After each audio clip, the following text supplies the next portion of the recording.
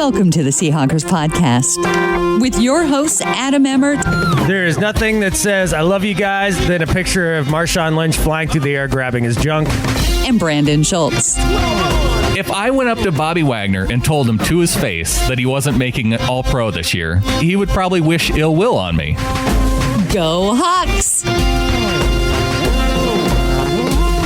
On a quest to own the West, yippee-ki-yay, we make the ground shake. This is episode 165 of the Seahawkers podcast. I'm Brandan Schultz of the Military Seahawkers, and joining me, my good buddy and Montana Seahawker, Adam Emmert. Brandan, it's not only episode 165, because on August 8th, 2013, 4 long years ago, we cracked the mic open in the middle of my kitchen and recorded the very first episode of the Seahawkers podcast. Happy potiversary, my friend. Happy potiversary, Adam. And we're going into year 5 now. We are. And I don't know about you, Brandan, but I've always noticed with people in relationships, like usually it goes about 3 years and then people are either out at that point, then 7. And then if you go past 7, usually people are in for like 15 or 20. Yeah. Like it's like 3 and 7 seem to be when people just split the sheets for whatever reason. Right. We officially made it past that. We made it completely through year 4. We're in this for the long haul. If we can do 3 more years, we're going to be together forever. Yeah. Well, we have been together forever, man. We've been together since kindergarten. That's true. So even through the hard times, sitting on the bench together on the 8th grade basketball team. 8th grade basketball team. Yeah, exactly. So always been there for each other. But just straight up thanks for all you do for the show, man. Hey, just because all y'all don't know, this would flat not happen if it weren't for Brandan. This is like he does like 99% of everything, and does an awesome job at it. Just like 8th grade basketball, toward the end of the game when we had the lead and I had to go in and play defense while you were still on the bench. Right. 99% of what I do was help to win the game. Right, exactly. So I'm glad you still haven't let that go. Me being stuck on the bench. I just have to remind you every once Congratulations in a on while. growing first, by the way. Try to give you a compliment, then you'd be a Catfish! whatever, man. I'm splitting the sheets now. It's over. It's over. That does it. That was the final straw. Final straw. I'm done with the Seahawkers podcast. But no, I think that we're going to have to make sure that the show continues. The show must go on. The show must go on. There's a lot of stuff to talk about just even this week. And one final thing before we get started. Thanks to Becca for the anniversary notice with the Marshawn Lynch Beast Mode card that she sent, the e-card. Yes, I like that very much. There is nothing that says, I love you guys, than a picture of Marshawn Lynch flying through the air grabbing his junk.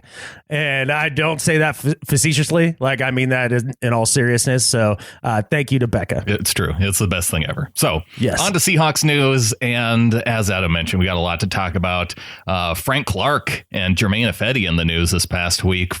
Clark successfully executed a flying dragon punch from what I read in the media on Germain Ifedi. So we'll get into that. The latest news on Malik McDowell.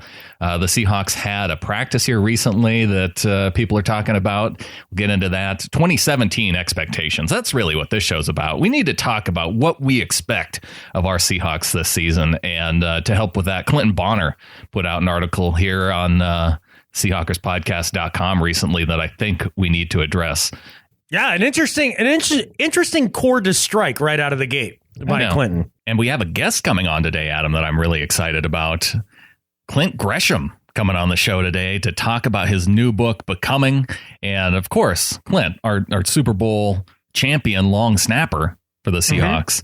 And so we're going to get to talk to him and talk about his new book and ask him questions about things like, is he going to come back and play for the team?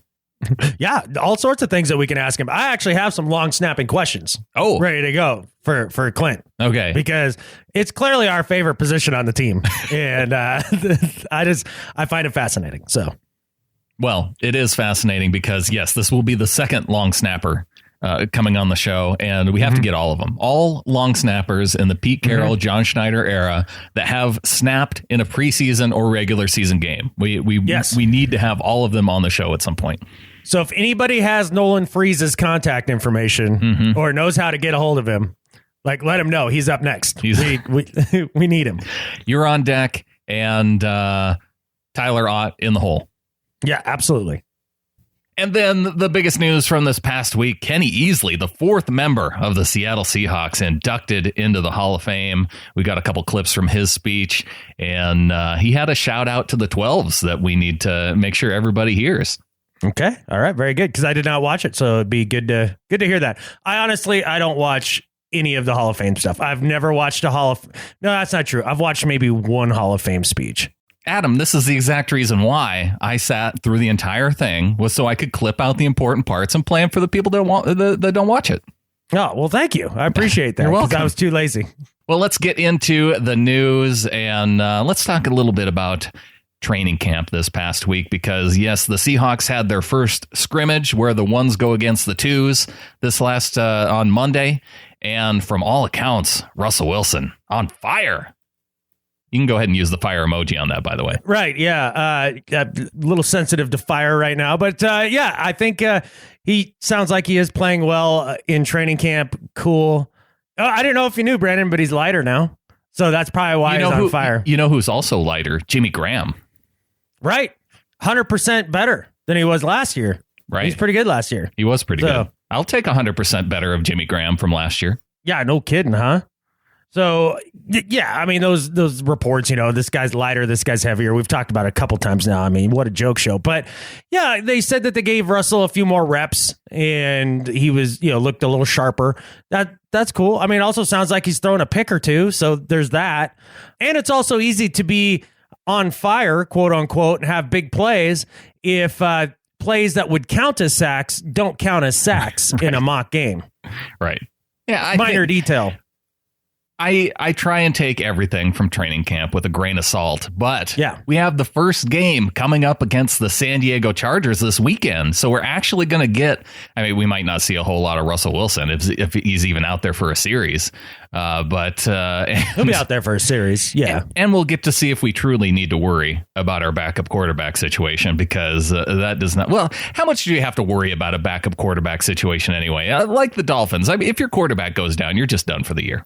You're just done. I love how everybody wrings their hands about it. And it's like, look, it's the only reason you have a backup quarterback on the roster is to get you through 2 games, maybe 3. Yeah. Right? Like if that's what he has to do, then great. Then backup quarterback can be an efficient part of your team to keep you on track. But if your dude's done, like if you just lose your top dude, it's just over. You just pack up that season. It's just done. Yeah. Like there's no replacing him. So, as much as Boykin or Davis doesn't look good in training camp or whatever, whoop-de-freaking do. I could care less. Right. I could really care less. Things I could care about are reports about the offensive line. Now, those are things that I could care about. From all accounts, from what I read coming out of practice, Frank Clark went at him with a Street Fighter II style dragon punch and knocked him down and out of practice for a couple days. Right. If it doesn't work out for Frank Clark playing football, he's got a career in MMA, it sounds like. I mean, if he can connect on one of those and just the wild melee of an NFL fight, he's got some serious skill there. But the stupidity of that is off the freaking charts. Like, I understand competing. I understand getting, upset with one another. I understand all that. I really do.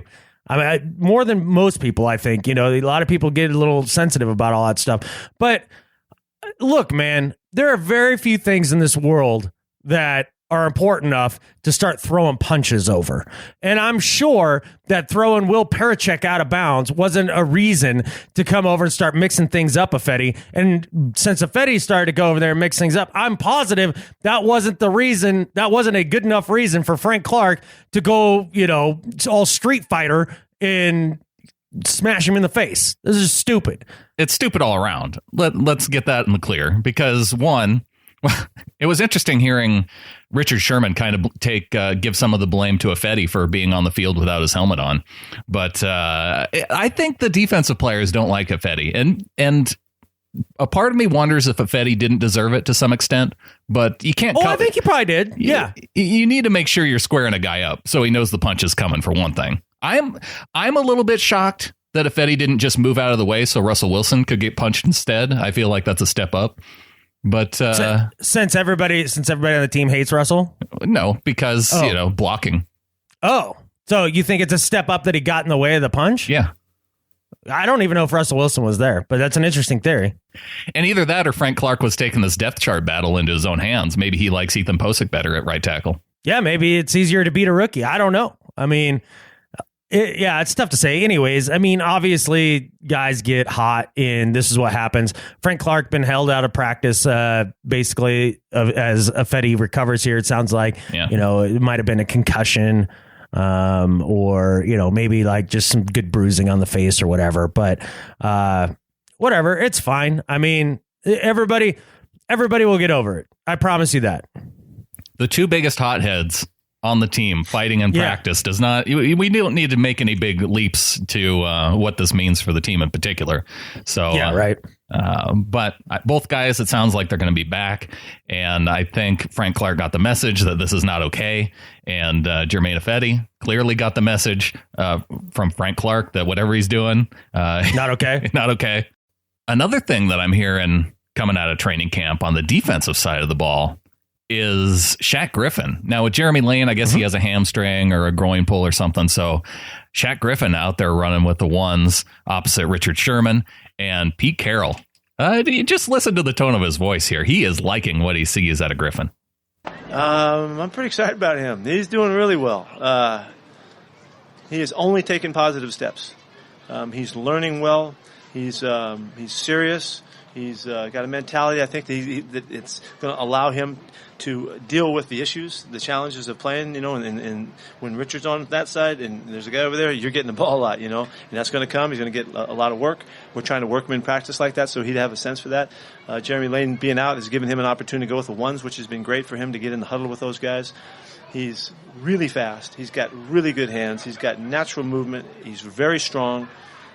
He's got good feel for playing the football. There's just nothing but positives, and we've never had a guy that runs this fast, that's this big, and so it's really right now it is all about technique, and he has no problem with it. But he'll get a lot better. He'll understand situations and the application of technique much more so. It's just going to take time. So we're going to get a lot of play time in preseason. We'll see how he does. And you got to remember, Shaq Griffin, the highest drafted cornerback of the Pete Carroll era. Yeah, when I listened to this, when I watched the press conference, rather, I was looking around to see if there was a cup under Pete Carroll's mouth to catch the drool. I mean, because he is just salivating over this guy. He couldn't be more excited. Now, I felt like Jeremy Lane would come out of the preseason as a starting right corner. You're questioning that now? Oh, big time. The worst thing that could have happened to Jeremy Lane was any sort of injury that gave a physical freak like Shaquille Griffin a chance just to flash just a little bit in front of Pete Carroll. Because if that happens, Pete's not going to be able to contain himself. And you know what? It doesn't even bother me because to me, out of all the positions on the team that the coaching staff has a track record of getting right, it's corner. So, I mean, look, he didn't even talk about Harold Simon this way. And remember what the physical freak he was supposed to be? Yeah, exactly. Right. I mean, this is off the charts. This is a different level for Pete. Yeah. And look, some of the other players talking about Griffin in the same way, about his speed and his ability and just raw talent. Then you heard Pete say, well, he gets the technique down. It's just more of using the technique in context. So when to do certain things and reading and reacting to stuff, and the only way that's going to come is through playing time. And you can tell Pete's ready to put him out on the field a whole ton in the preseason. He wants him ready to go week 1. I'm willing to revise. I'm anointing it. I want it like Denny Green said. If you want to crown him, crown him. I'm going to crown him. I'm willing to scale back my prediction of Jeremy Lane going through, till the middle of the season before Griffin takes over on the right side. But I still think week 1 it's going to be Lane, but maybe it'll be a couple games and before Griffin takes over. I don't know, man. I'm ready to crown him. I think it's happening. Pete was dang near giggling talking about him. I know. Yeah. And as we've talked about, the Seahawks are in nickel 60% of the time anyway. So it's going to be those three guys in some manner, I think. Yeah, I think if Griffin can at all make progress through the preseason, which it sounds like he's a quick studier and has the mentality and the focus to take that game experience that he's about to get here over the next 4 weeks and really apply it. If he makes any kind of progression there, you're going to see him lined up against Packers wide receivers week 1. That's happening. Okay, so we got the hype train fully going for Griffin. The other guy I'm kind of hearing about, and this is a ways down on the running back depth chart, but Chris Carson, the 7th round running back, sounds like he's been. I mean, Doug Baldwin's saying positive things about a rookie. I mean, that's I know that's a little weird. That's a little weird. Yeah. All I can really say about that, and the only real insight that I have to give you guys on that is you better start packing your bags, Alex Collins, because it's done. Yeah, because if he's going to take somebody's spot, that would be it. It'd be hard to see, Eddie Lacy, Thomas Rawls, and Procise. Yeah. Yeah, all 3 of those guys are on the roster. And Marcel Reese is going to take a spot. He could, or one of the other fullbacks if they like some of the younger guys. But Marcel Reese feels like the guy to me there too. Yeah. So there's your 4 guys there. There maybe we'll keep one more, and if they do, it's bye, Alex. So good luck. Well, before we get into our 2017 expectations, let's talk a little bit of Malik McDowell, because we did hear from a couple of the guys. We heard from Coach Carroll. We heard from Michael Bennett. It sounds like Malik McDowell went back home to rest. So it's clearly serious enough that he couldn't report to the first day of training camp. He's now on the NFI list, non-football injury, and heading back home to recover. So it's definitely serious enough to where Carroll is not expecting him back for the first game for sure. All right. Yeah. He's not gonna play for a heck of a long time. He had a serious accident. He had the multiple injuries, had the injury to his head. It's going to be quite a while, and we're going to have to wait it out. And so he's on NFI, NFI, and he's going to be there for a while, and we're just going to have to see how he progresses really down the road. We're not looking for him getting back in the immediate, not even for the first game of the season, that kind of stuff. We're going to wait it out and see how he does. Going to be out for a little while. I'd be stunned if he plays this season. Absolutely stunned. We were talking on the phone yesterday, and just from the way people were talking earlier in the week, I was starting to even wonder if he'd even play a snap for this team ever. Well, and I think that came after Michael Bennett's press conference, right? Yeah. Hoping that he's okay. I think at the end of the day, it's really not about football at this point. It's really about his longevity in life. And I think to make sure that his brain is good, make sure everything is good, that after an accident happens to you, you want to make sure that he's okay. You want to make sure that he's doing good, no concussions, no injuries, anything that could be long-term affecting his life after football is what I'm really concerned about. And that's the thing I worry about, not so much about, we're going to be here for a 3 technique. I'm just worried about him being a person and him being able to be okay after he retires. I mean, when you start hearing stuff like that, you're seriously concerned. Yeah, that doesn't look good at all when you start hearing things like that. So, confirm that definitely head injuries and that sort of thing. Wear a freaking helmet. Well, here's the thing. I got to thinking about this. And yes, if you're on an ATV, definitely wear a helmet. But I went back and looked at the reports. There's no report saying that he was actually riding an ATV. So now if he was involved in some kind of incident, and that's what's so, if the family's asking the team not to say a whole lot, it kind of makes me think, there might be some kind of lawsuit that's coming, or, who knows what goes on. That just goes to show you how little we actually know about this. Malik McDowell could have been a bystander and somebody ran over him, right? We don't know. Yeah, I guess. There's been enough that has leaked out. He was riding a freaking 4-wheeler. That's what he was doing. I went back and looked at the reports, and I don't see enough of that. Even the initial NFL Network report where it says he was in an ATV accident. Yeah, he was in an ATV accident. How many people get accidented by an ATV just standing around? I'm just saying we don't know. Before we go, just use some common sense. He was riding a freaking 4-wheeler and he got dumped off. He was either a passenger or a driver, and they wrecked, and he messed up his head. Done and done. It's really that simple, man. Connect the dots. Before I'm going to go crushing a guy, like some people are already on Twitter just hammering this guy saying, you're such an idiot, what a nincompoop. I'm not crushing him. I'm just saying it's just public service announcement. Wear a helmet. Hey, you don't have to tell me. I'm Mr. Safety too. Hey, look, it's calculated risks, man. It's calculated risks. Well, the one thing that I did get out of the Pete Carroll interview to offer a little bit of hope is that Malik's feeling fine. Just got to wait it out. Just got to wait out recovery. He's not working out yet. He can't do anything as far as physical workouts. He's walking is what he's doing, and he feels fine. And he's very frustrating for him because he feels fine, but he's just got to make it through the recovery. That made me feel a little better. Yeah, I guess so. I mean, what's it's weird good to is know he that says he's feeling fine. Right. I mean, he says he's walking around and feels fine. He's just frustrated that he can't do anything. That made me wonder a little bit, maybe even about like a possible spinal problem or something. Like you feel good, but if you move just wrong, then you could be screwed up. Oh, yeah. You know what I mean? To me, it made me think concussion because when you have a concussion, for a couple weeks, you're supposed to lie down, do nothing, and then you're not. But I mean, he flew out to Seattle and is flying back. So, yeah. And Pete confirmed in the press conference that there was definitely a concussion involved. So, yeah. But it makes me think that it was really severe if he's, if he can't do anything, especially strenuous. Yeah, I suppose so.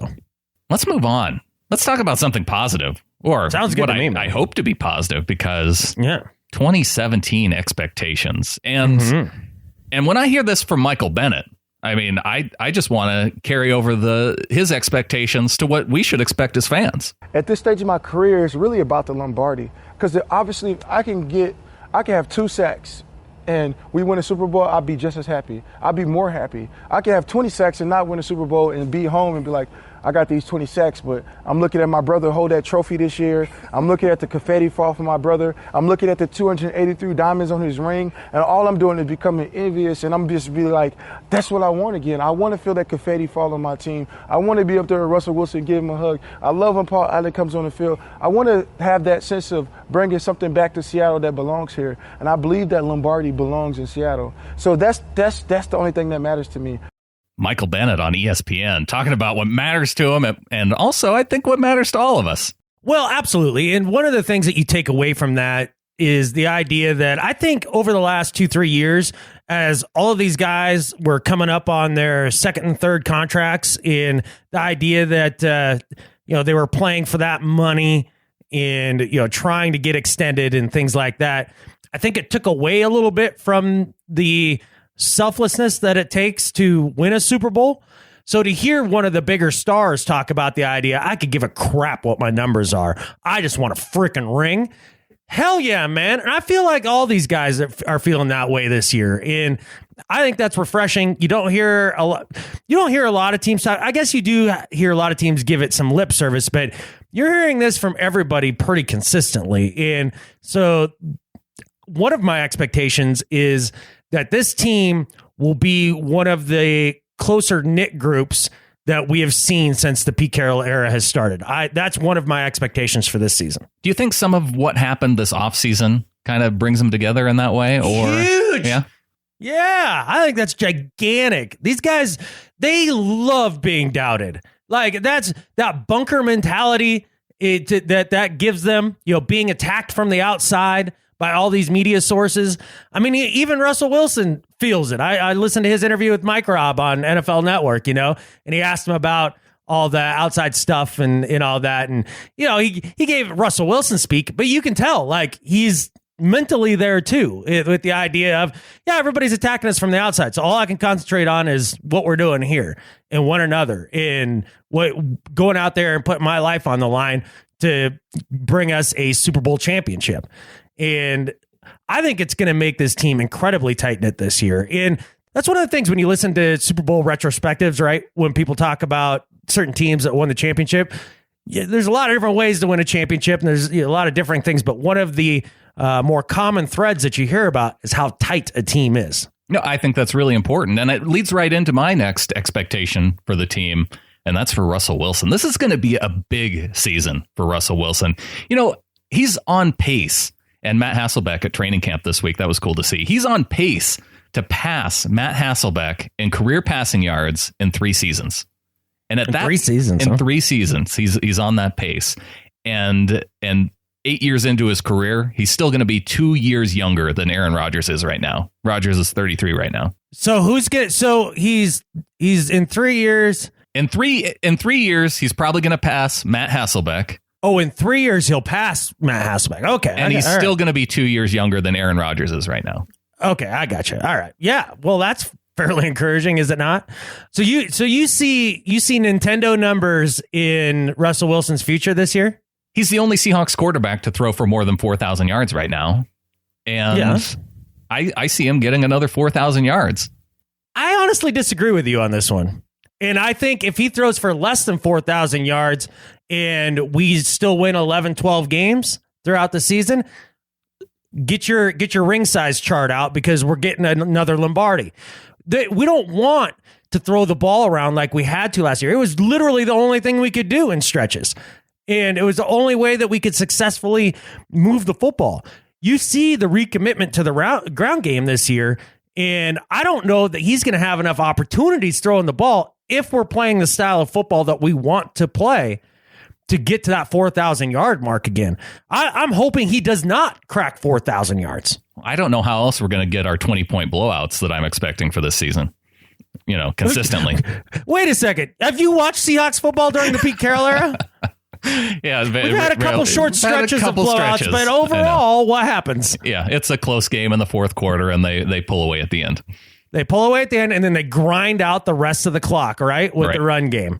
I know. That's what I want to see. I do want to see that, but I think that's a bad expectation. What, for Russell Wilson to have an awesome season?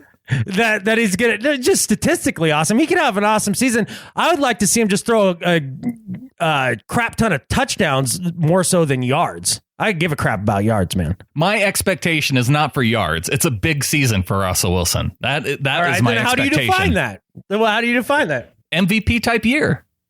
Okay. You don't have to throw for the most yards in the NFL to be considered among the NFL elite and to be an MVP candidate. No, just a lot of touchdowns. And a lot of touchdowns, having better rushing numbers because he's able to move around a little bit more, gets outside the pocket like he did 2 years ago. If he's doing better, the running game is going to do better. If the running game's doing better, it's opening up more passing opportunities. It doesn't mean that he still can't have, a 4,000 yard type year like he did 2 years ago. This would be a big season for me, for Russell Wilson. Like 3,600 yards passing, 800 yards rushing, 30 plus touchdowns, 32 touchdowns, and 5 to 6 picks. That would be a gigantic year. But again, I don't care about the yards number either. No, I know. I'm just trying to figure out what a big year for Russell Wilson looked like. Okay, well, good. I agree with you. Got to set the bar, man. Yeah, I need expectations for your expectation. I didn't know we were going multi-level on the expectations. Oh, yeah, absolutely. Well, if we're going to go expectations in terms of numbers, I expect 100 catches from Doug Baldwin this year. Based on what I'm seeing out of training camp, Doug Baldwin flying around the field. That's going to be tough with Jimmy Graham on the field, too, and Tyler Lockett. And Paul Richardson. I know. There's a lot of guys to throw the ball to. But Doug Baldwin is going to be consistently open enough that he's going to catch 100 passes through 16 games. This kind of goes back to the running game thing for me, man. I don't know that they're going to throw the ball enough for Doug Baldwin to have that kind of season. I think it'd be more like the season 2 years ago, to which he did not crack 100 touchdowns, but he led, or 100 receptions, but he led the league in touchdown receptions. I think that's to me, that would be my expectation for Doug Baldwin. Can it be both? Can he lead in touchdowns and have 100 catches? Well, Brandon, like if the football fairies come by and bless our team with magic, then yes, he's absolutely can have both, and I'd be happy for it as long as it means we're winning. 100 catches in a season is 6 or 7 catches per game. It's a lot of catches. When Russell's throwing it around, I don't know, 25 times? 25 times? 25 to 28. Baldwin's getting a quarter of those. Yeah, maybe that's not unreasonable to expect. Quarter of the targets. Now, you're able to haul those in, with coverage and all that. Yeah, so Baldwin hauls all those in. They haul them all in. All of them. Even the overthrows where it counts as targets. Brandon's on the passing game hype train this year, man. Woo, woo. I'm telling you, the running game's going to open it up for Russell and Doug. I want Doug to be the go-to red zone guy. You want him to be the go-to red zone guy? Yeah, Curse will get his, and Graham will get some too. But I want double-digit touchdowns for Doug for sure. Okay. All right. So here's where I have a similar idea of the running game opening things up for the passing game, and one of my expectations for the season, it's an increase in the chunk plays. in the 20-yard plus plays in the passing game. We've seen that dip over the last couple of years because they're playing for the deep pass. If we get that running game cranking, like we're gonna, then all that play action stuff that sucks up the linebackers and the safeties is going to make for an explosive offense. Combine that with the idea that Paul Richardson has been putting in work. Tyler Lockett is back. I mean, man, we've got some deep threats out there that are redunculous. I think that what you'll see in the passing game as the big change this year isn't in just a lot of numbers for this guy, that guy. It's going to be a increase in explosive plays. I'm just going to gloss over the fact you said redunculous, but that's okay. You don't like that? Like I said, I'm glossing over it. Okay. Keep glossing. Now, it sounds like we have expectations for the passing game, which I think should lead us, and you and I both sound like we want to see the return of the running game. And with Procise and Rawls and Lacey, you at least have that expectation that the running game is going to be better than it was last season. But I think that leads us to the offensive line. And here's one of my expectations of the offensive line. I don't think it's going to drastically improve. I think it's still going, it might be a little bit better, a little, but I think it'll continue to be what we complain about week in and week out. So this is part of the news from training camp that is just driving me freaking insane. And I can't understand it for the life of me. And I'm so frustrated.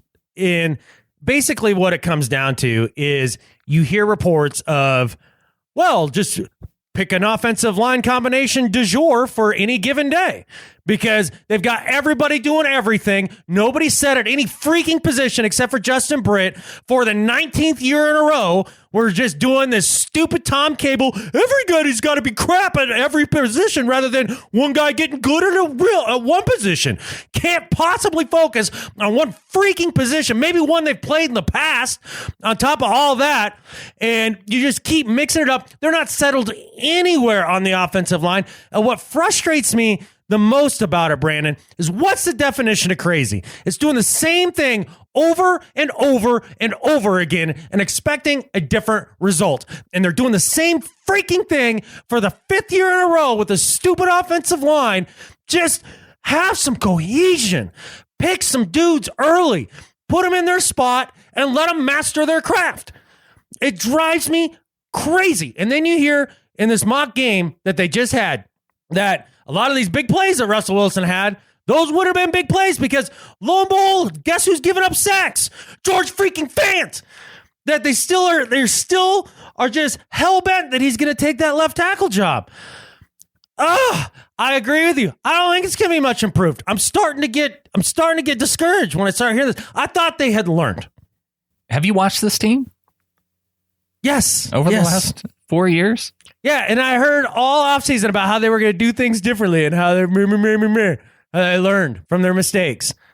Oh, maybe we got a little too young. Maybe we didn't do this enough. No, still doing the same crap. The one bright side is that they are a little bit more experienced, right? And that goes to the Clinton Bonner article that he put out this last week up at SeahawkersPodcast.com. You know, Clinton Bonner of 3 in, 3 out fame. The one, the only, the man, the myth, the legend, Clinton Bonner, with his 3 in, 3 out, writing a little bit of article about his expectations regarding the offensive line. They're not very rosy. They are not rosy. And it's, I understand it. When you look at what they had the opportunity to do this offseason, when you see them trying to bring in a guy like TJ Lang, when you see Jokel being brought in, they made an attempt. They saw, second round pick used on Posick, another draft pick, Justin Sr. Mm-hmm. They tried to get dudes on the offensive line. They maybe didn't go out and get enough veteran help because Ibushi and Jokel is what it ended up being, right? Those are the two guys so far. We had got the other dude from the Jets Darryl Brown or somebody who I've never heard of. Oh, there's a new dude. There's a new dude potentially available, Brandon, and a guy that you ought to like because he's got a pretty solid name according to you. Brandan Albert of the Jacksonville Jaguars unretires, and it puts the Jaguars in a difficult position regarding his salary.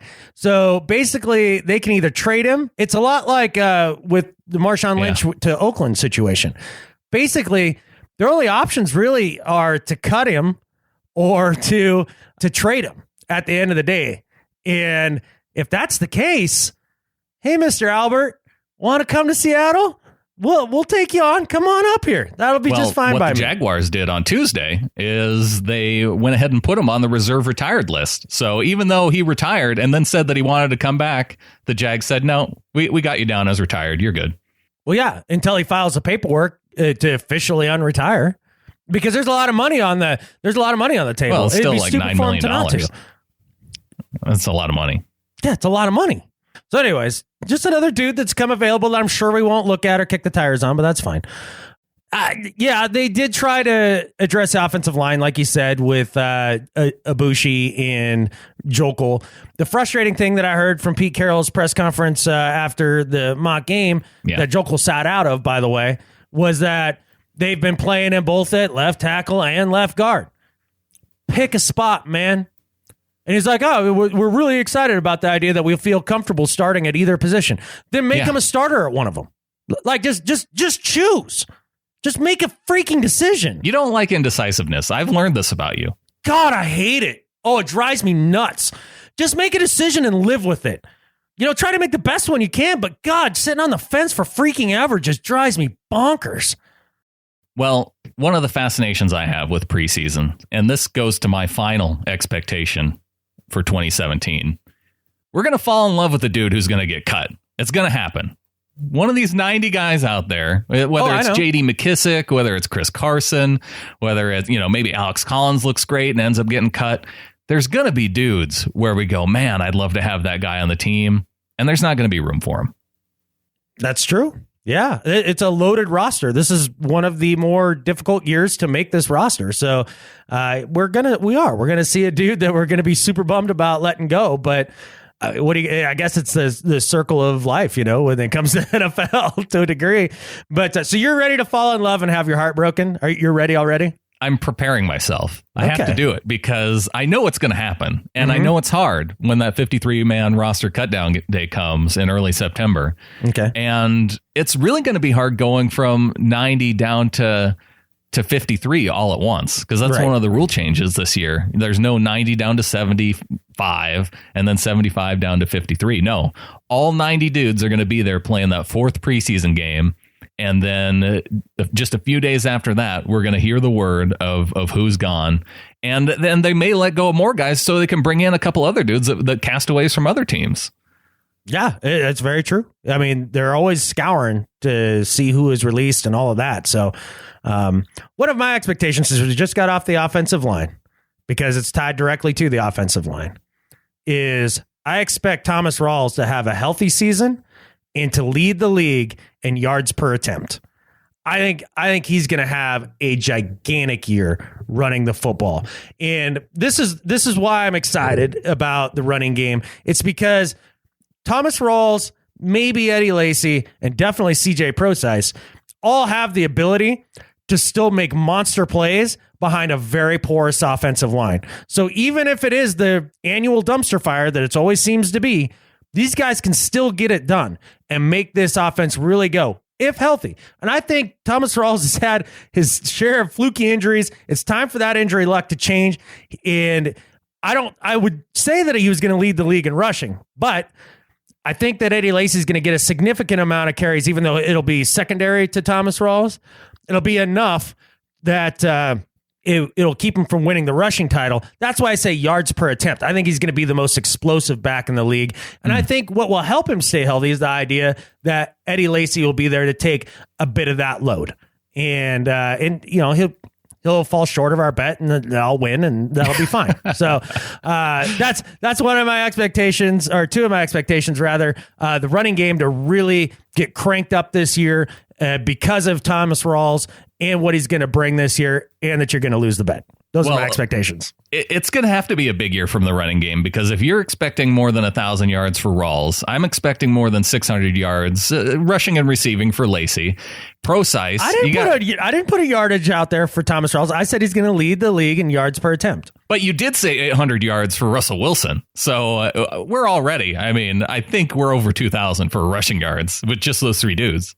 That's the idea. That's the whole idea. I'm hanging my hat hard on that, man. That's what we need to become that dominant team again. It'll keep the defense off the field, to keep them fresher, and that way they can deal out more punishment when they're out there. And I think it'll be. It's the straw that stirs the drink. It's the part of the circle of toughness that completes the circle of toughness that Pete Carroll talks about all the time. I do have one negative expectation. Okay. All right. Apart from the offensive line, I think we're kind of negative there. I think this is going to be a down year for Bobby Wagner. And part of the reason why is I do not see through the first week or so of training camp. I don't think there's enough competition at training camp. And he didn't really need it with Brock Coyle behind him before. But I don't see a guy that's pushing him. And Bobby Wagner's a guy who's been up and down throughout the early years of his career. So after having one down year, not just one down year, but yeah, just one down year. Look it up. Here's the thing. I'm a numerology type guy. 2012 was his rookie season. So he really didn't have an opportunity to be all pro yet that year because nobody knew who he was. 2014, first all pro year. 2016, second all pro year. So he only does all pro in even years. So that's my... You're only had a good year if you're all pro? I said he would have a down year, which means he won't be all pro this year. Oh, okay. All right. So just lesser numbers. See, when you say down year, it has a negative connotation. Not only that, you said this was going to be a negative It is negative because he's not making the all pro so team. Instead of leading the league in tackles, maybe he's second. If I went up to Bobby Wagner and told him to his face that he wasn't making all pro this year, he would probably wish ill will on me. So in that way, it is negative. Okay. And I don't want that. But I'm just looking at the numbers. He's an even year only guy. So, well, let me tell you why. Show me Bobby something Wagner, different, Bobby. Show me. Make all pro this year and show me.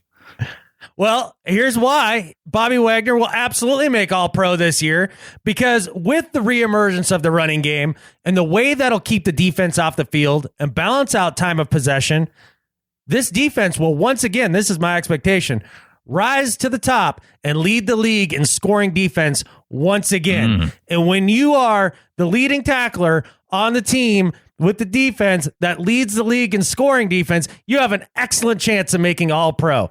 So my expectation for the Seahawks is, because of this resurgence of the running game, for the defense to be back to the form that we definitely have become accustomed to.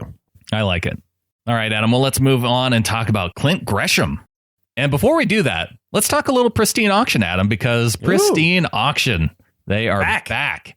And checking this out, man, if you haven't been going to Pristine Auction lately, Seahawkerspodcast.com/auction, there's some good stuff up here that you're probably missing out on. And by the time you hear this, you're going to have missed out on a Seahawks full-size helmet signed by Russell Wilson, Marshawn Lynch, Doug Baldwin, Michael Bennett, Steve Largent, Matt Hasselbeck, and Cortez Kennedy. All those dudes' signature on one Seahawks full-size helmet is up on there right now. So do you think if I gave them both my kidneys, I'd win that? Because I want that bad. Right now, that's got to be up there. Right now, it's at $419 with just over a day left of bidding. Oh, a day left? Yeah, you have to expect in a day that that's going to go up there. Probably going to go for like $1,500. I would expect that at least. Yeah, because that is an awesome thing to have. Man. Not only some of the studs of current rosters like Russell Wilson and Doug Baldwin and Michael Bennett, but you have future Hall of Famer Marshawn Lynch on there. You have future Ring of Honor member Matt Hasselbeck on there. And then you have two current Hall of Famers in Cortez Kennedy and Steve Largent. So that's why you have to go to Seahawkerspodcast.com/auction nearly every day, or else you're going to miss stuff like this. So Pristine Auction, basically, if you guys haven't figured it out, for Brandan is basically a kid in the candy store. Do we really already have all the prizes we need for the Pick'em League this year? I don't know. I really just kind of want to buy more stuff. Because I see stuff on here and I go, oh man, that would be an ultimate a Pick'em League prize. Well, if something really tickles your fancy, Brandan, I mean, I have no problem making the Pick'em League prizes even cooler than they already are. Yeah, I might be adding to the pot. Okay. It may have to happen, especially with some of the stuff I'm I'm seeing on here. Okay. So go to SeahawkersPodcast.com/auction and check it out yourself.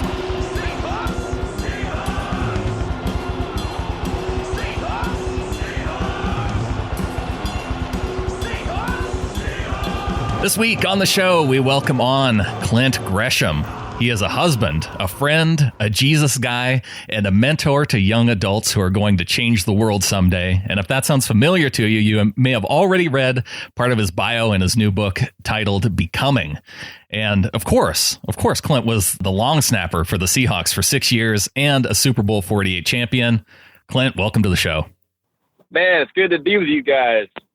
Clint, can I just say I am fired up for the 2017 season. Are you as fired up about football this year as we Seahawks fans are, or is there a little bit different perspective having played on the team and not playing this year? Yeah, I mean, it's definitely a different perspective. I am so pumped for the guys on the team. I'm pumped for the fans.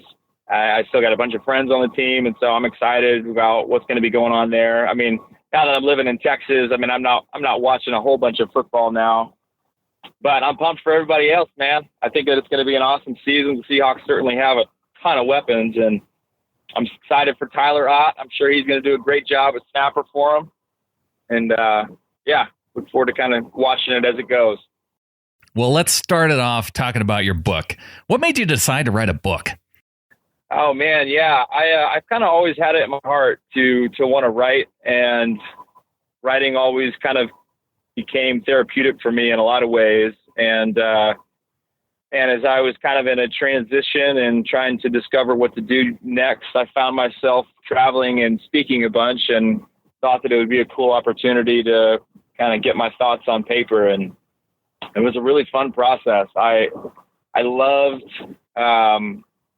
just kind of the art of it. You kind of just dump a whole bunch of information onto a page and just slowly clean it up. And as time goes by, you start to see the picture come through of kind of what it's starting to become. And so it was awesome. I loved it, and I plan on writing more. So, Clint, I have a couple friends who are writers that have just come out with some of their first books. And I guess what I've been astounded by is how much work actually goes into it. Was it something that the process itself, did it kind of come easily to you? Or was it something that surprised you a little bit, exactly how much effort it does take to put together a solid, cohesive book? Yeah, I had an idea of how long it was going to take. It took me about a year to put everything together and finally have a finished product. And I had somebody help me along the way and map everything out and get chapter ideas. And I would write as much as I could on a chapter, and then I would send it to her, and she would edit it out and make me sound way smarter than I actually am. And so having a really great team around me made it probably less challenging than it can be. And I enjoyed it so much. And so it wasn't something that was daunting for me. I just tried to, take a little bit at a time, and, kind of the old adage, how do you eat an elephant? You do it a bite at a time. And so same idea. I mean, it's the kind of coaching philosophy of Pete Carroll. You focus on the thing that's right in front of you, and by doing that, the outcomes always take care of themselves. So, Clint, tell us just a little bit about the book itself, kind of what, for everybody that's interested in hearing about what you wrote about, just the content, what inspired you, and kind of the overall message you're trying to get across. Yeah, so the overall message, the subtitle is Loving the Process to Wholeness. And, what does it look like to walk in wholeness? And I define wholeness as giving up hope for a better past, relinquishing control for a perfect future, and choosing joy and courage right where your feet are. And if you can have that kind of mindset, you're gonna enjoy your life. And a lot of it came from the coaching philosophy of Pete Carroll, where he would always talk about focusing on the process, focusing on the things that you have control over. The night before both of the Super Bowls that I played in, he would never talk about, hey, we need to go out and win this game. Because ultimately, you really don't have any control over that. And so to focus on something you have zero control over just creates a ton of anxiety and will make it so that you don't perform as well as you could. And so he would always encourage us to go out and have great effort, great enthusiasm, playing smart, playing tough, the core values of the team. always competing, being great at practice, and by focusing on these small steps, the outcome that you're hoping for ends up taking care of itself. And so what does it look like to take that same type of process-based approach and apply it to our lives? And what that ends up resulting is that we get grittier, we have a new perspective on pain and disappointment and loss. And if we can see our painful situations as growing us in ways that we otherwise wouldn't have had, when something doesn't go our way, it doesn't blow us out of the water. It's actually something that I can embrace and see that, man, because I went through this challenging situation, I am now stronger. And it protects us from a victim mindset that only keeps us perpetually in a state of pain, and kind of launches us into a place of continual growth. Man, Clint, I always knew that long snappers were the deepest people in football. I knew it. Thanks for confirming that for me, man. That sounds like a huge topic to try to take on. Yeah. Yeah, we have a lot of time to think all the time in between plays. Yeah, exactly. Well, and one thing that was clear, I mean, the book starts off with you talking about the Super Bowl loss. And I know it's difficult as a fan to think back to that game, but I can't even imagine being a dude that played in that game and just what went into all the effort that went in throughout the season. I mean, being a fan, there's very little effort. We do, we go and we cheer, but there's not the amount of physical effort, the amount of mental effort that goes into an NFL football season. I just can't imagine. Can you help explain just some of what that meant to you, and was it therapeutic at all getting some of that out in this book? Yeah, it was huge for me. And the reason that I started with that story of just terrible loss, it was right there and it was taken from us, and the way that it happened, I didn't even see it happen when the interception was thrown. Like, I was too busy focusing on the PAT that I knew that I was going to have to go do. And then all of a sudden I see the entire Patriots sideline storming the field. And I literally fell on the ground. Like, I couldn't believe what just happened. And walking back into the locker room and seeing how different guys handled it in different ways, I mean, it was such a raw moment. And, I talk about in the book how Coach Carroll asked me then to pray for the team. And I'm kind of like, what the heck am I supposed to say that's going to make this moment not suck? Like, this is so painful right now. And what I realized in that moment was that I don't have to say anything to try and rescue people from the pain that they're feeling. That's actually a really dangerous thing. And I actually need to just be okay with letting people feel that, because if you try and stuff whatever pain you have, and, for so many people, that was the Super Bowl loss, or maybe for you, it's a personal loss or a job loss or whatever that is. But if we try and run from that, all that's going to do is create a volcano that's eventually going to bubble back up. And so in that moment, I say something and I'm just kind of like, I don't even know if I believe what I'm saying right now. I mean, this is such a tense moment. But that really taught me something about learning to be okay with these painful moments and not running from them. And by embracing it, we actually can grow through it. But it is a process, and it does take time to grieve and allow yourself the freedom to say, hey, that really sucked, what I just went through. And instead of hiding behind all the things that we hide behind to mask our pain, it could be busyness or social media or food or drugs or alcohol, whatever it is, by engaging with that stuff, we actually will become stronger. It is so difficult to get over. I heard Matt Hasselbeck talking about how he still isn't even over a championship game in high school that he lost a close game to. So it's just going to be something that that you're going to have to. It's going to be there forever, right? Yeah, definitely.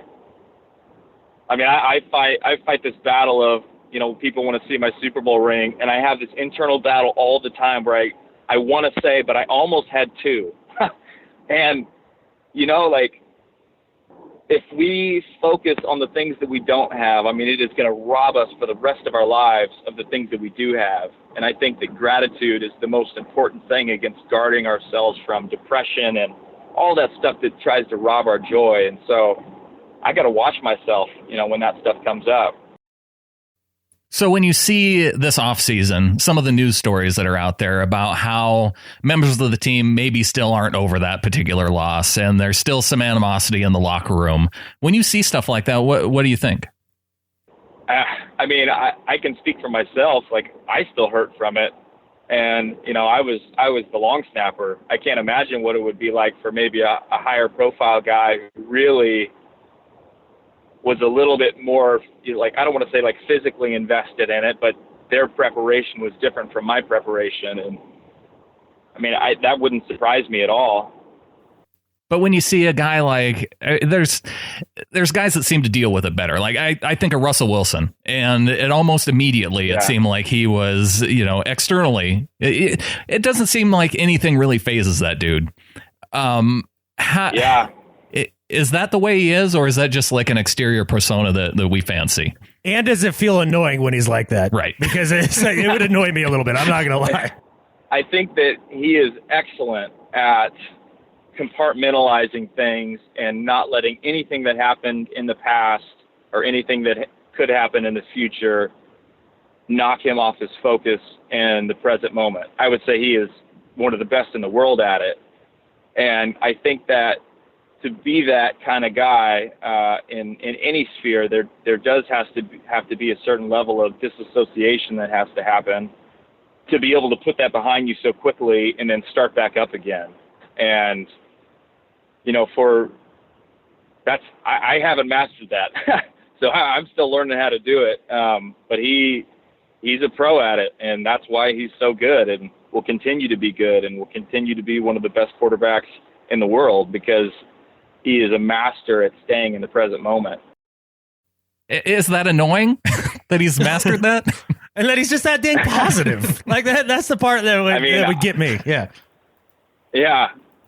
I mean, I certainly can't relate to it just because it takes longer for me to get through it. But he's good at it, man. And man, if you have an entire team that can do that, I mean, you're going to have a pretty dang good team. So, Clint, you mentioned the idea that, maybe other guys on the team, like they had prepared a little differently, maybe a little more, physical part of the game to them, right? And you hear a lot about how people take the specialists and they kind of put them in a separate group, and there's a lot of disdain, like especially for kickers, right? Like they're almost a second-class citizen. Right. I've always wondered in the locker room, like as a long snapper, do you get a little more respect than the kickers at least? Like I've always wondered that. I think that the intelligent guys on the team respect the craft, and guys that are a little bit more ignorant, they'll knock you down and talk trash. But I think for the most part, it's in good fun. I mean, I haven't met anybody that was, truthfully meaning the kind of trash that they were talking. Yeah. But for the most part, guys are pretty much like, hey, like I could not go out and do what you do. I mean, we would have linebackers all the time try and go snap footballs when I was playing with the Seahawks. I mean, it was just abysmal. It's like, man, if I got hurt, if I broke my leg, I would be hobbling onto the field just to make sure that you wouldn't have to go snap the ball because we would be in trouble. And I think a couple of years ago, I think it was 2009, Kelly Jennings had to go in and snap the ball. So kind of a rough situation there. But, yeah, for the most part, I mean, guys are respective. In college, I would say it's a little bit more of that. You're a second-class citizen just because guys aren't as intelligent when it comes to the game. It's one thing, Clint, for a linebacker to be able to go in there and try and do it. Why can't a dude who plays center do it? Yeah, usually, he could probably do it on a field goal. Punt is a totally different motion where it's a whole lot more explosive. And I don't think I've ever seen, I maybe have seen a couple of linemen who could do it, but punt is a whole lot more explosive. You got to be way faster on that. And most linemen just can't do it, because it's a totally different motion. Now, one thing reading the book, Clint, that stood out to me was you almost made it back with the team this last year, right? Yeah, there was a moment of that. Excited for people to hear that story, and because I got so much messages on social media of all kinds, like throughout the season, and it really felt awesome to be missed, and I certainly missed being with the team last season. That would have been a cool situation. That would have worked out. Well, I'm glad the social media messages felt awesome instead of stalkery, because I may have sent out one or two, like just wondering where you were, what you were doing, what were you up to, and if you were still thinking about long snapping, because we missed you. Yeah. Oh man, I appreciate it.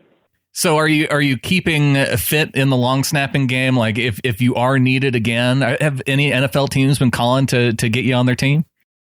I had a couple of workouts. I haven't heard much, but it's still early, so I'm staying ready and doing what I have to do, and enjoying where I am right now. And if an opportunity comes up, great, I'll take the opportunity. But if it doesn't, I have other things that I'm also enjoying right now. So I feel like I got far more out of it than I ever dreamed. And which kind of goes back to that whole idea of being grateful for what you have instead of focusing on what you don't. Well, Clint, really want to thank you for coming on the show. And where can people find you online, and where's the best place to get the book? Yeah, so you can pre-order it on Amazon. If you type in Clint Gresham, it'll be the first thing that pops up. And the launch day is October 3rd. And you can find me on Twitter, Instagram, Facebook, Gresh49. Oh, man, it doesn't come out till October 1st? I'm sitting here with a copy like this far in advance? Yeah, man, you got an advanced copy. Lucky you. Well, all I know is you're more special than I am then, Brandon. That's fine. It's no big deal. I'm not sad, Clint. It didn't hurt my feelings. I ordered two. I got one right here for you. You can pre-order one if you want, though. Well, yeah, now I know, yeah. Well, Clint, again, thanks for coming on the show, sure. Especially here on our fourth podiversary. Thank you for helping to celebrate with us, and go Hawks. Yeah, thanks a bunch, guys. Talk soon.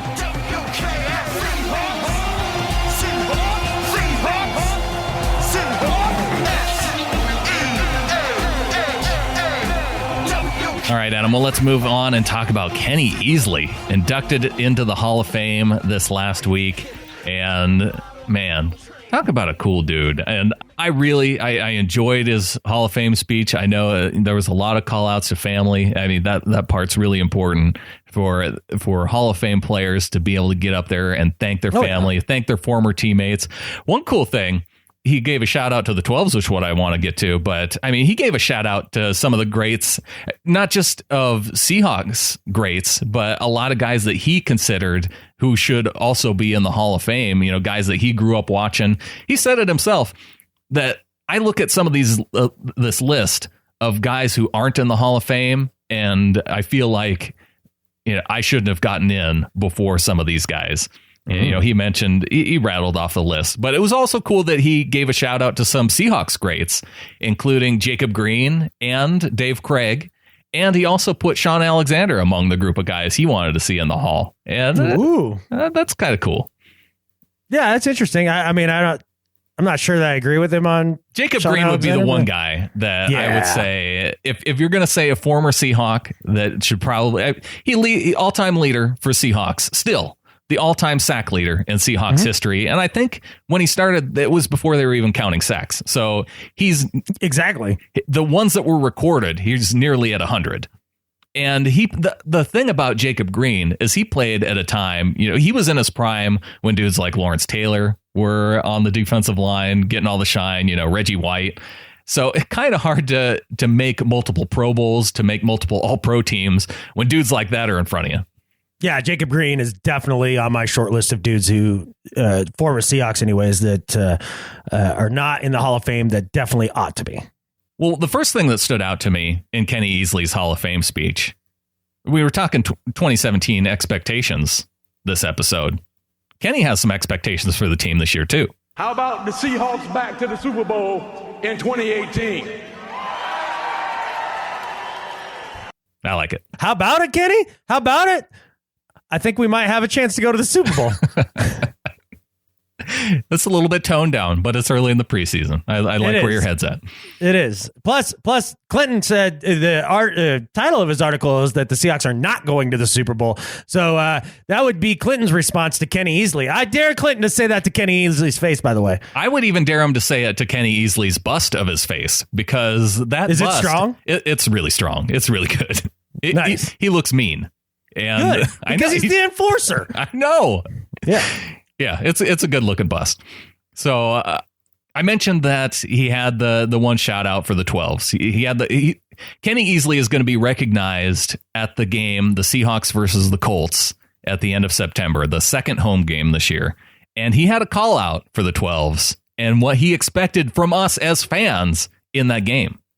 Now, I have to confess, I may be a tad bit biased on this next subject, but to the greatest football fans in the history of the NFL that occupied the old Kingdom back in the 70s and the 80s, and now CenturyLink Field, they called themselves the 12s.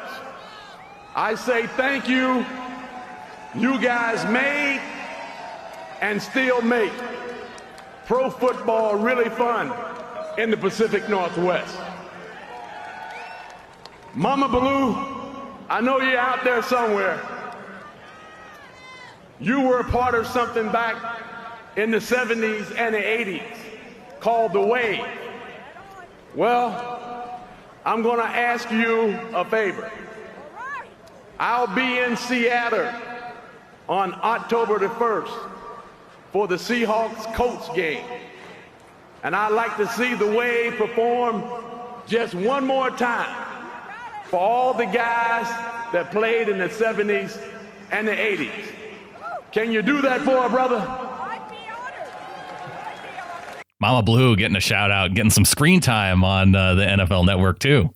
That's pretty cool. So for all of you going to the Seahawks Colts game, the Wave must be performed in honor of the enforcer. And if you don't do it, you need to do better. Hey, if a Hall of Fame Seahawk calls for it, clearly it must be done. Yeah, absolutely. I mean, a retro Wave for Kenny Easley. Yeah. Let's give him, gotta give him what he wants. Oh man, I remember doing the Wave in the Kingdom. Oh, really? Oh yeah. It's a nice throwback. We were even doing it in the 90s. Right. Well, I mean, some things just don't die exactly when they're supposed to. But but for one game and 4 Hall of Famer, absolutely, I'm in. Excellent. Well, I think all of us should be in. And congrats to Kenny Easley on getting into the Hall of Fame. The one unfortunate thing, it was his they had some technical difficulties. He didn't get to say like the last paragraph of his speech, and so we have a new sound drop for the show, Adam. Blah blah blah blah blah blah. Yes, I want that. We need to figure out how to put it on a soundboard. And I want that. I want to be able to hit Kenny Easley saying blah blah blah. Especially, well, I don't know if you need it, but I know for when you start going on longer than you should on a particular topic, you're going to get hit with this. Blah, blah, blah, blah, blah, blah. Okay, just know that it's going both ways, Brandon. Okay, I got you. But he did put out his home newspaper too. The Virginia Pilot put out his full speech where he did give a shout out to Cortez. He planned a shout out to Cortez at the end, and also to Title IX for the importance of Title IX and recognizing that. And just an overall good speech by Kenny Easley. Sounds like it. I appreciate you taking the time to cut that up to the stuff that I would actually want to hear. So thanks for doing that. And, you know, it's cool to have another Hall of Famer, and I can't think of a guy more deserving. Well, we couldn't, because when we did our top 15 Seahawks that you should know, he was the number one dude. Yeah. And we talked about how he needed to be in the Hall of Fame. So, you know, right. Kenny, you're welcome. Yeah, exactly. You're welcome, dude. We're just doing our part. Doing our part to help get you in. Now, we got an email here from Johnny Morales, one of our newest members of the flock. We'll welcome him later. Says, how many players in the Pete Carroll, John Schneider era do you think will make it into the Hall of Fame? I'm going to say 5. Okay. I'm going to say 5. It's going to be Earl Cam Sherm, Russell Wilson, and Michael Bennett. Ooh, you put Michael Bennett on there. Okay. I think by the end of it, yeah. By the end of it? Mm-hmm. I mean, just think about the idea that, I mean, the way Bill Belichick talked about how he was the guy you had to stop on the Seahawks defense. Well, you did leave off one guy, but it's just Marshawn Lynch, but whatever. Oh, well, I guess I already had him as okay. You already had him as a lock. Yeah, I mean, he's retired. Like I was thinking of current guys. You know what I mean? Like, yeah. I understand he's a current guy. He's not actually retired, but in my mind, he's still retired, and I'm still in denial. Well, to me, you can really see the guys who are on track to make the Hall of Fame based on the number of all-pro seasons and then multiple Pro Bowls. Because Walter Jones, Cortez Kennedy, the top two guys all time for the Seahawks. Walter Jones, 4 All-Pro season, were his first team All-Pro. Cortez Kennedy had 3 first team All-Pros, and then multiple Pro Bowl years. I mean, with Tez, it was, I think, 8 Pro Bowl seasons. With Walter Jones, it was 9 Pro Bowl seasons. Steve Largent, he was only All-Pro first team 1 year, but he was going up against, Jerry Rice. So that's kind of tough. But multiple Pro Bowls for him, 7 Pro Bowl seasons for Steve Largent.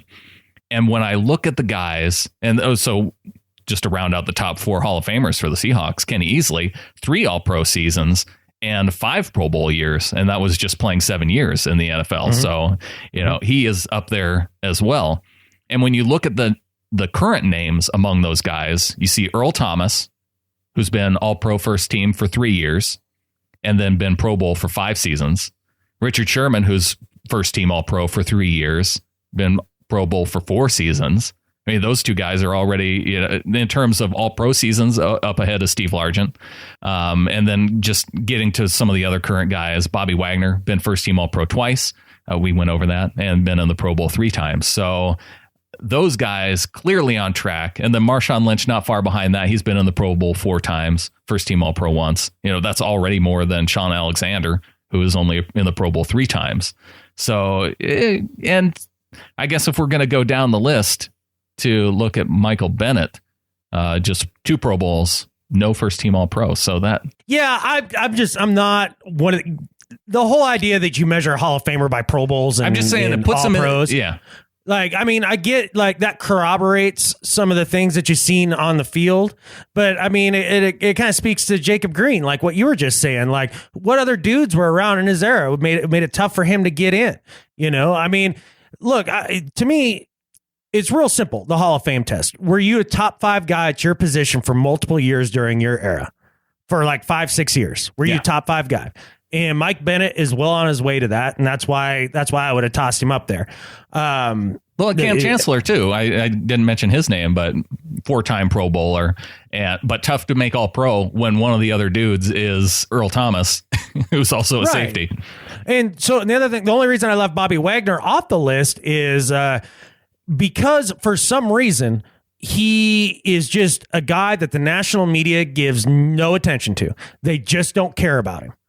They really don't. He's not Luke Kuechly. Yeah, and when you have Legion of Boom with 3 guys projected to be Hall of Famers, it's kind of easy to overlook, 1 or 2 guys here and there.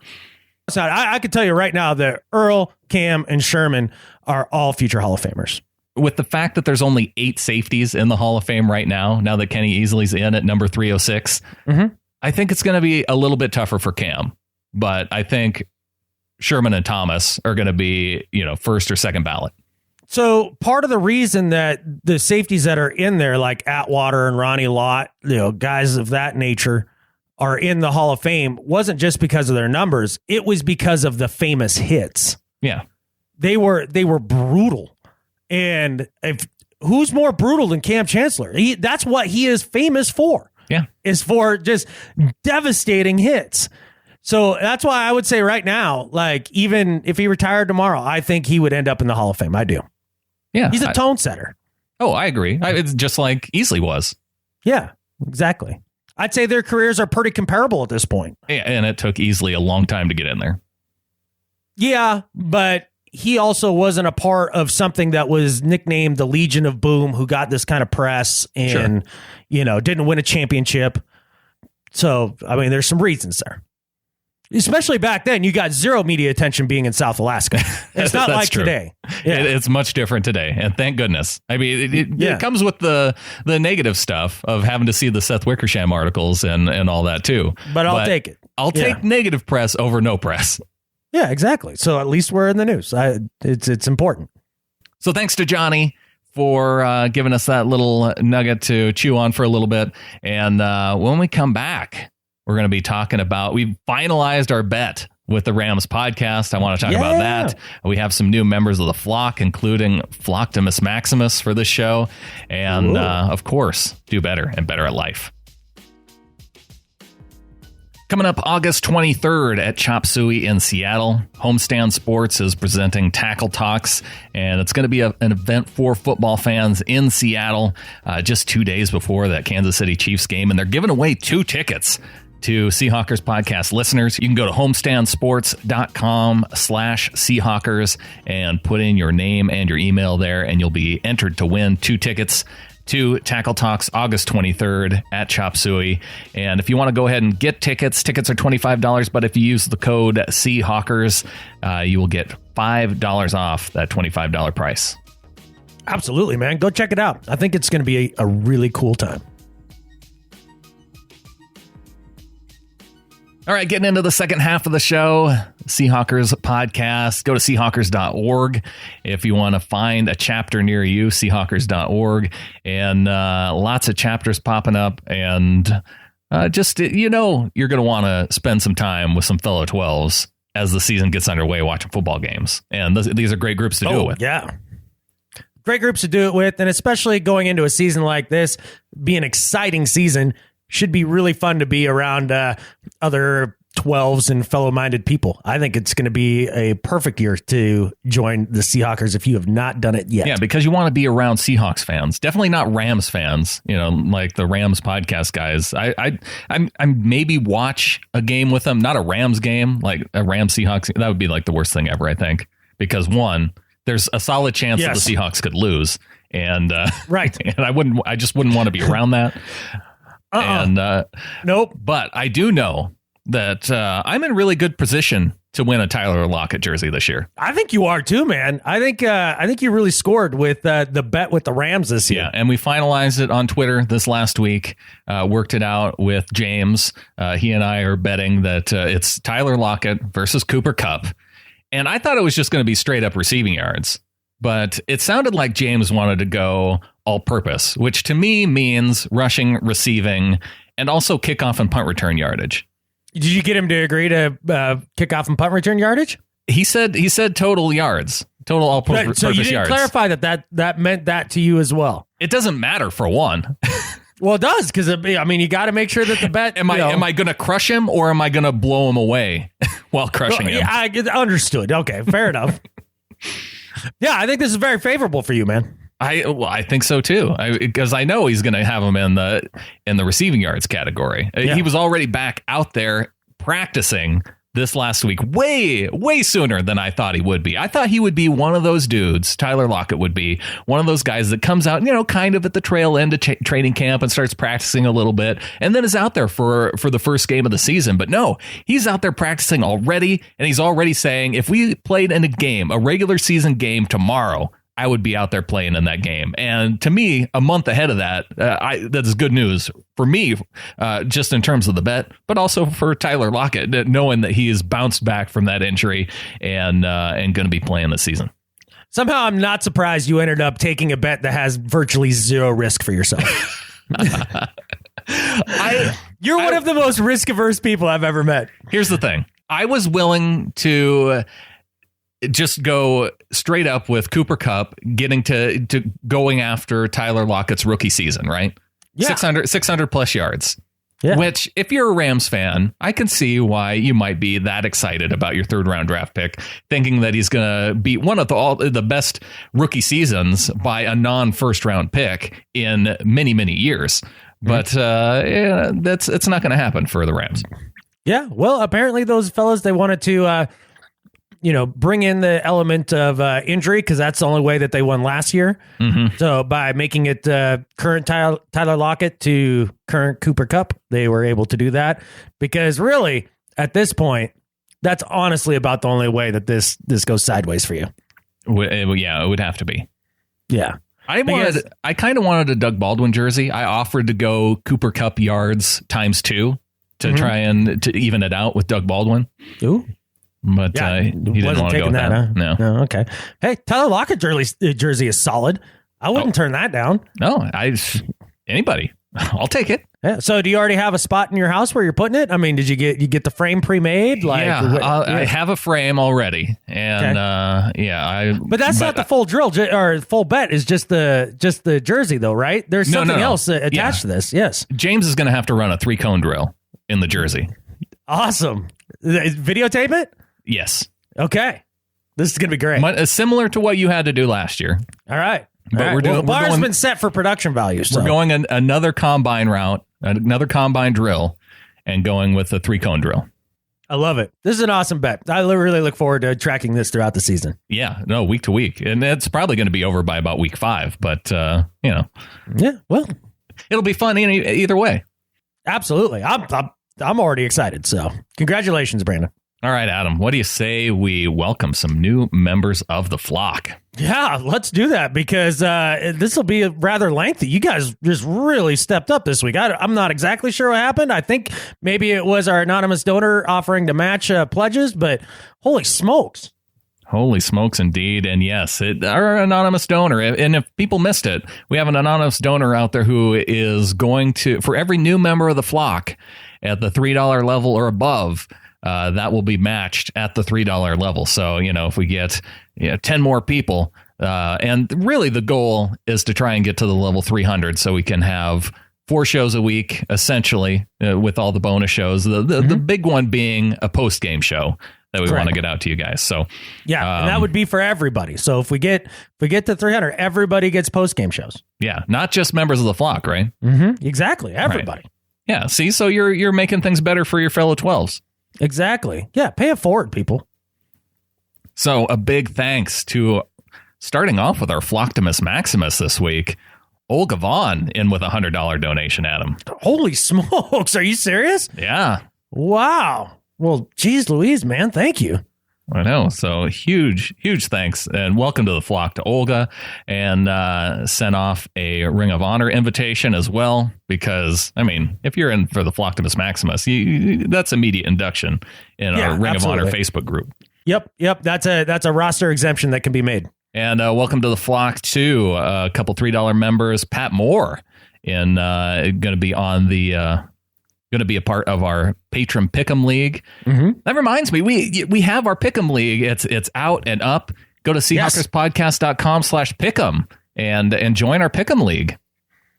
Absolutely. You guys get that done. Get with the Pick'em Leagues. It's really fun. The prizes are super cool this year, and I'm really looking forward to the team names this year, because last year the level was stepped up. You guys had some amazing team names. It's one of my favorite parts of the Pick'em League. We're already up to 35 people at in our open Pick'em League. And, really? We haven't even put it out there really yet, other than just up on the Facebook. We didn't even give it a shout out on the show yet. I know. Yeah. And it's pretty cool because it's on the first page of groups. There's more people in our Seahawkers podcast league right now than let's see, New Orleans Saints fans. We have as many as Oakland Raider fans, as many as Green Bay Packer fans, and more than just Giants, Broncos. Yeah. So it's cool to be up ahead of all those actual fan let's groups. Bury them. Yeah. Let's bury them. Sign up for the Pick'em League. It's fun. It only takes a couple minutes every week to go through and just pick which teams you think will win. It's just picking winners. So welcome to the flock to Pat Moore with a $3 pledge. He says, found you on the YouTubes. Great podcast. Thanks, guys. You sort of summarized the folks we lost from last year. And on that note, just curious if you know what the heck happened to Kelsey McRae. And that was one guy that we left off there, and just got to the end of his contract. And, we drafted a couple of dudes, signed Bradley McDougall. So not really a spot for Kelsey McRae. And he's still out there, free agent. Kind of surprising. Is he a free agent? I was going to say, I have no clue where he ended up. Yeah, okay. He's still a free agent. Wow. That's kind of surprising. I feel like he would have a job somewhere. Yeah. Hopefully we don't need him. Yeah. But in case of emergency, break glass, that's all right. And re-sign Kelsey McRae. Yeah. Also, a $3 pledge from Mike Bunker. So welcome to the flock to Mike. Yes, welcome, man. And welcome to the Patron Pick'em League. So that'll be fewer people, better chances of prizes.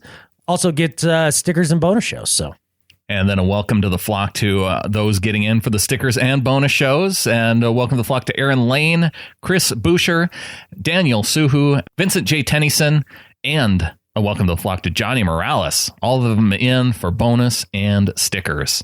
Awesome. Welcome so much to the flock, and I hope you enjoy the bonus material. I know the stickers are fun. Like people have really been enjoying those. Yeah, I got a message from the Seahawkers Central Council, the stickers that are available at training camp. I gave them a whole box. Yeah. And they're already out.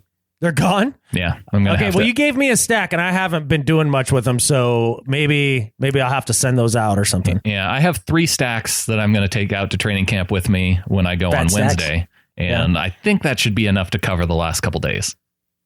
We'll see. All right. Well, hopefully so. That's cool to know that people enjoy the design. Well, congrats to you on designing that up. No, congrats to a whole host of people. That was a collaboration. That was a collaboration. You and DCH, you did well on that. Yeah, you had input too, man. I did. I had to turn down a couple of them that I said, no, don't do that. Yeah, which I was fine with. That's the whole point. That's the whole process. So you kill your babies. Like you put out like 4 or 5 of them. Yeah. It's fun to go back and look at some of the prototypes though now. Yeah. Well, part of it was me figuring out how to do some graphic design stuff in Photoshop that I had never really figured out before. Yeah.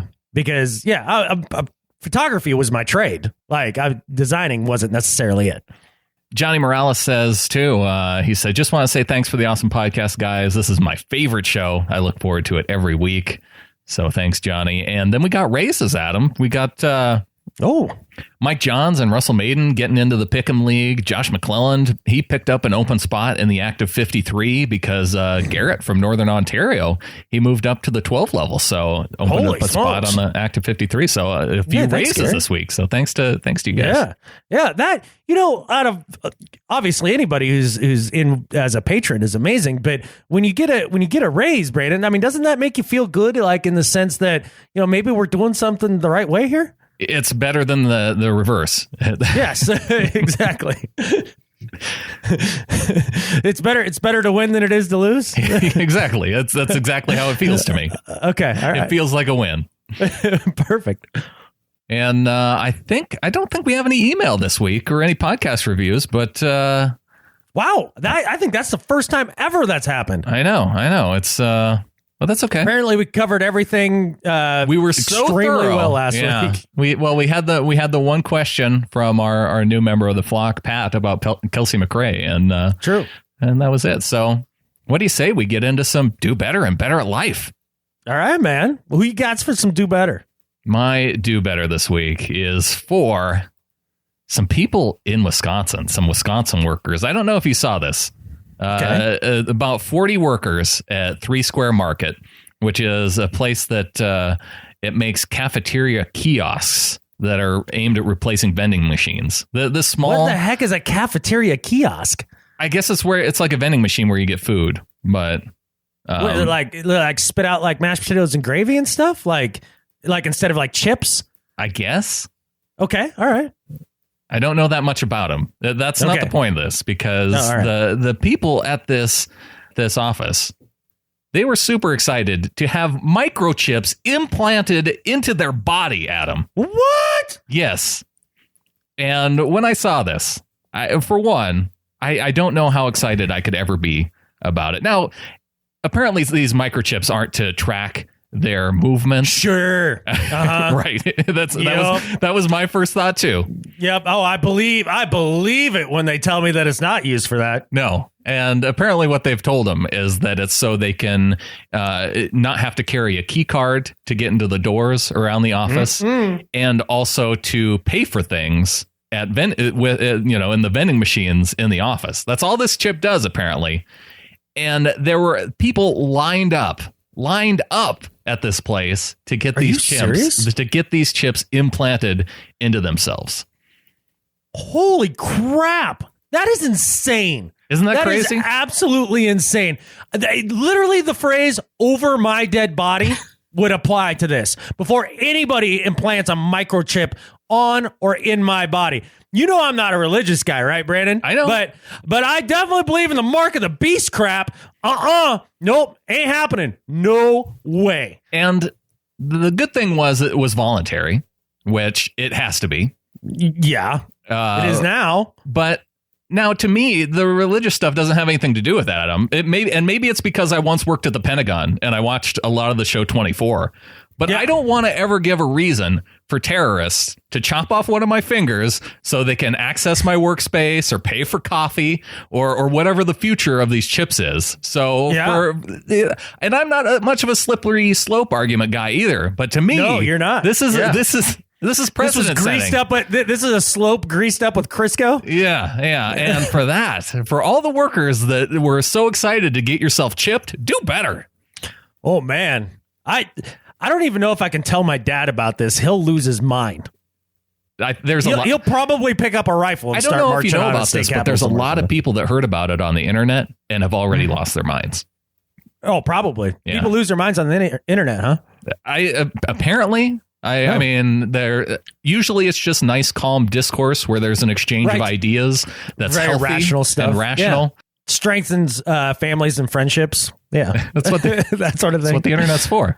Well, speaking of irrational, weird things, my do better this week is for the Dallas Cowboys.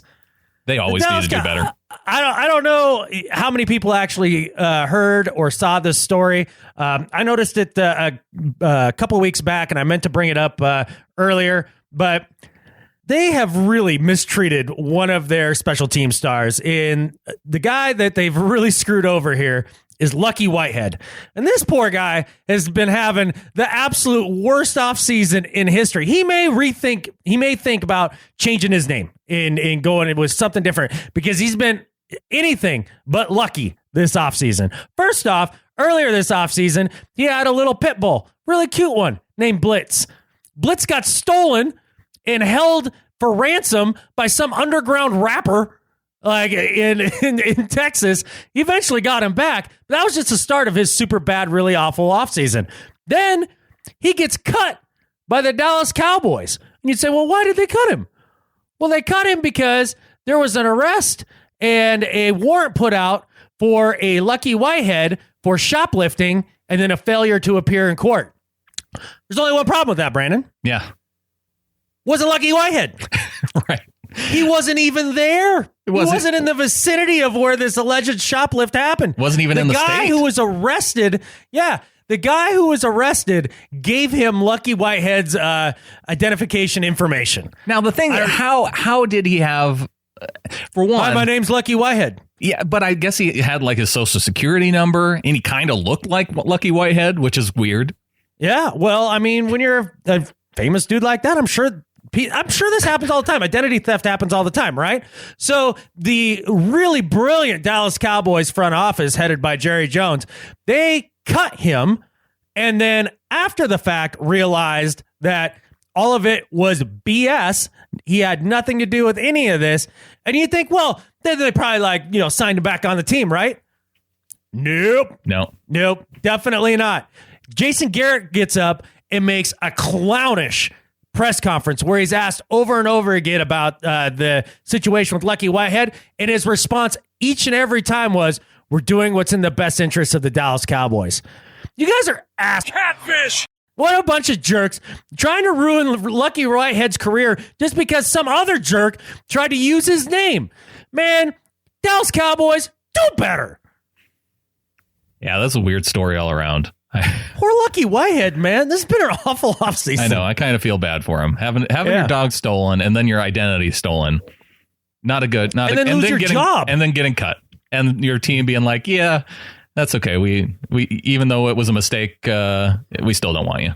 Yeah, and just the idea that the Cowboys can own up and be like, yeah, I know we didn't actually do that, but we were actually planning on cutting him anyway. So I guess at the end of the day, sure, we made a mistake, but it's what we were doing anyhow. Like, you didn't see him in the future of the roster for playing reasons. Yeah. Like, if you come out and say that, that's fine. But to get out there and stonewall, like you've done nothing wrong, like you didn't screw up. Yeah. God, that's so Jerry Jones. Hall of Famer Jerry Jones, by the way. Oh, he's Hall of Fame something. All right, Adam, what do you say we get into some better at life? All right, man. I want to hear what you got. Okay, mine's quick here. So my better at life this week is for the Miami Dolphins. That's right. I am heaping praise on the Miami Dolphins because they made my football life better just this week. So many of you know, Ryan Tannehill went down with a knee injury. I think he bridgewatered in practice. Like it just gave out for no reason. Didn't even get touched. Yeah. Yeah. And so Dunskies needed to bring in a quarterback. And who did they bring back, Brandon? They brought back Smokin' Jay Cutler. Smokin' Jay. Oh, I'm so happy to have that bad body language, the ridiculous animosity that it has seemingly for the world back in, and the gambling. There's just a sheer gunslinger gambling of just tossing the ball to places with no with no conscience whatsoever. I'm so happy to watch that go down on the Miami Dolphins football team. I am so excited about that. So thank you, Miami Dolphins. You guys are better at life than Skip Bayless. They're going to be so much easier to watch and root against with Jay Cutler on the team. Yeah. Oh, that helps 1,000,000%. I know. Like if they had signed Romo somehow, right? Like I would have been. That would have been conflicting because I actually kind of like Tony Romo, the person. Yeah. So like, and I'd like to see him win something, before he's done. But no, bring back Jay Cutler. This is great. Yeah. No. If they would have signed Colin Kaepernick, that dude only had like 4 interceptions last year. He's not going to go in there and just, throw picks all over the place like Jay Cutler will. Yeah. This is good. Oh yeah. Color's gonna be it's gonna be interesting. Yeah, that's it. It'll be interesting, and it's fun to watch the Miami Dolphins in turmoil. So it's great. Indeed. Well, my better at life this week is for the 12s Helping 12s organization. It's run by Norb Cowiely and Mark Collins, and the reason why I'm highlighting them this week, you saw Mama Blue at the Hall of Fame ceremony for Kenny Easley. And it was because the guys, the 12 Helping 12s group, they helped fund Mama Blue to make that trip to the Hall of Fame in Canton. And so she could be there. And it ended up being a great moment between Mama Blue and Kenny Easley during the speech. It was highlighted on NFL Network. And so for Norb and Mark and for the 12s Helping 12s and everybody who helped donate to get Mama Blue there at the Hall of Fame ceremony for Kenny Easley, all of them better at life than Skip Bayless. Man, that is pretty cool. I had no idea that's how Mama Blue ended up there. And what a cool deal, man, because for somebody that's poured her heart and soul into this team for so long, like this is a moment. I mean, is it more deserved by any other fan? You know what I mean? Yeah, to have it's a hard moment like that. For someone who's been with the team game in and game out, even through the bad years. Yes. Yeah. It's just incredible. And what a cool gift to give somebody that clearly deserves it. So Norbert Mark, great work, man. In the 12s Helping 12s. I agree, Brandon. That's a great way to end this show this week. Yes, we're out for this week, and game coming up against the Chargers. We're going to see our dudes on the field playing another team in different colored laundry now. This is good. Yes. Yeah, things that we can actually analyze, look at, and maybe talk about in a real way rather than just a bunch of hypothetical like, well, I'm sure George Fant will be 10 times better this year. Yeah. Just with no evidence. Other than he's 20 pounds heavier. Hopefully Joey Bosa's in this game with the Chargers so we can actually, see how he stacks up against this offensive line. Well, it'll be interesting. Yeah. I'll give it that. Yeah, get your popcorn ready, people, because it's here. Maybe we don't want that first game. It's real Seahawks football. It's coming. It's almost real Seahawks football. It's almost real. We're going to be tired of it 2 weeks into it, but it's... Yes.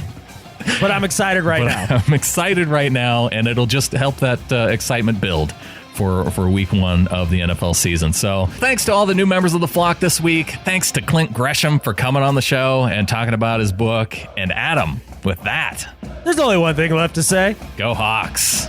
Go Hawks.